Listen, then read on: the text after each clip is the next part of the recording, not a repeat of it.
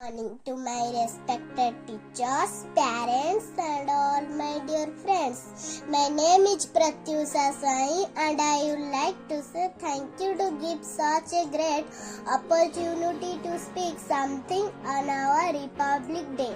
Today is 26th January and we are celebrating 75th Republic Day of our nation.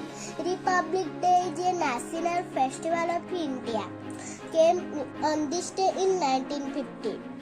The Constitution of India came into force. The Constitution is the supreme law of India. Our Constitution is the largest written Constitution in the world.